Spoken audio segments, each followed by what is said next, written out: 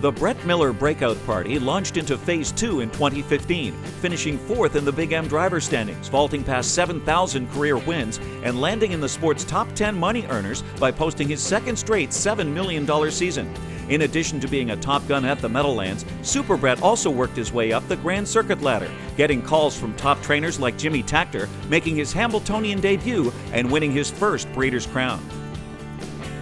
The Sunsam Series was a prime example of Miller's prowess as a catch driver, and he quickly found out how big and how to use the mean motor of Rock-Eyed Optimist. And Miller won a leg and the final with the fleet-footed son of rock and roll Hanover, kicking home in 25-4 and 26-1, part of a 7-race winning streak for the Steve Elliott trainee. Getting Hall of Famer Jimmy Takter to hand you the lines does have its benefits, and Miller found a way to capitalize on a plum assignment behind J.K. End of an Era. The son of Art Major went all the way in a well-rated TVG free-for-all leg in 1:49 and went on to win the Dan Patch at Hoosier Park and the Allorage Farms at the Red Mile. In a tight division for 3-year-old filly pacers, Miller got the most out of Wicked Little Minx. The daughter of rock and roll Hanover, trained by Nancy Johansson, overcame post 10 to capture the Miss New Jersey final in a career best of 150.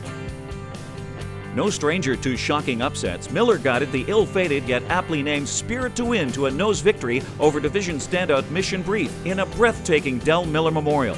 The Cantab Hall filly took a lifetime mark of 152 for trainer Dustin Jones under typically patient handling by Super Brett. With her name more prominently displayed 2 weeks later, Spirit to Win and Miller thundered home to dominate a Hambletonian Oaks elimination in 152-2. Unfortunately, only days before the final, the talented filly was involved in a training accident and had to be euthanized. Miller did make his Hambletonian debut with Jimmy Takter trainee and New Jersey Sire Stakes winner French Laundry, who finished 3rd in his elimination and 8th in the final. Miller also had seat time behind Pennsylvania Sire Stakes champion Uncle Lassay, also from the Takter stable. Miller used his Jimmy Takter connection to win his first Breeders' Crown with Pure Country.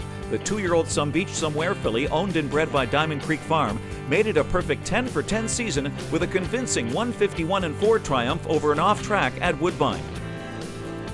Brett Miller's colors certainly match his purple harness racing pedigree. Yet by battling through personal adversity, taking control of his life, taking full advantage of his connections, and maximizing his opportunities on the racetrack, Miller has become the elite driver he was destined to be. And now at the Meadowlands and beyond, Super Brett can soar as high as he wants.